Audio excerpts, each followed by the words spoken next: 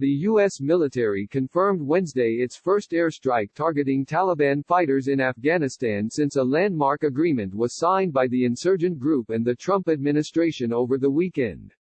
The drone strike in the Nar-e-Saraj district of southern Helmand province was actually the first such strike in 11 days, according to the U.S. military, and it showed that in spite of the Trump administration's boasts over the deal to wind down the war, the Taliban has not stopped fighting, and American involvement in the 19-year-old conflict is not over yet. U.S. military spokesperson Colonel Sonny Leggett announced the strike in a tweet, saying U.S. forces had attacked Taliban fighters who were actively attacking a checkpoint manned by Afghan forces. This was a defensive strike to disrupt the attack. This was our first strike against the Taliban in 11 days, Leggett said, adding that the Taliban had conducted 43 attacks on Afghan checkpoints on Tuesday alone. Taliban leadership promised the international community they would reduce violence and not increase attacks, Leggett said, referring to the agreement signed over the weekend in Doha, Qatar. We call on the Taliban to uphold their commitments. But the Taliban insist they have not violated any terms of the deal that President Trump pushed hard for, and which took American negotiators more than a year of tumultuous negotiations to finalize.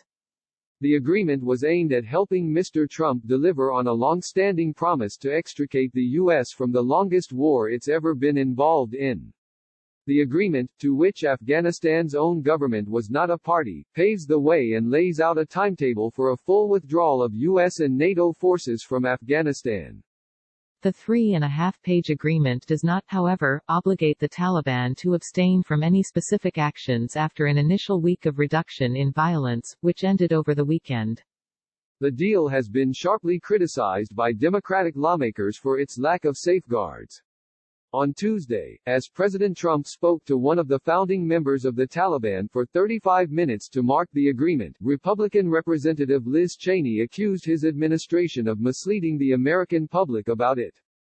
Cheney said that, contrary to Secretary of State Mike Pompeo's claims, there is no verification mechanism provided in the agreement to ensure the Taliban keeps its promises.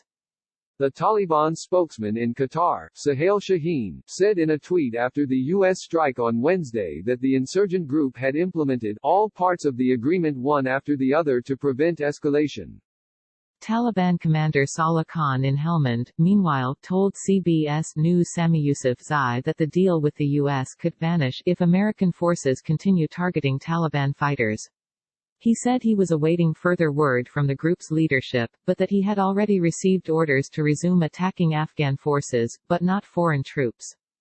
Now we are happy to resume attacking U.S. forces as well, if our leaders order it, he said. Javed Faisal, a spokesperson for Afghanistan's National Security Advisor, told CBS News that since the end of the official one-week reduction in violence that precipitated the signing of the peace agreement, the Taliban had conducted 76 attacks across the country. He said 85 Taliban militants were killed in retaliation. The U.S. deal with the Taliban was only designed to halt the fight between the militants and the foreign forces in Afghanistan, and it was widely expected that after that initial week-long reduction in violence, the Taliban would continue attacking Afghan forces until the insurgents reach a final agreement with the Afghan government. Those intra-Afghan negotiations are scheduled to begin on March 10, as laid out in the agreement signed in Doha. However, the Taliban are demanding a prisoner swap to have 5,000 militants freed in exchange for 1,000 Afghan security forces held by the group, before intra-Afghan talks even begin.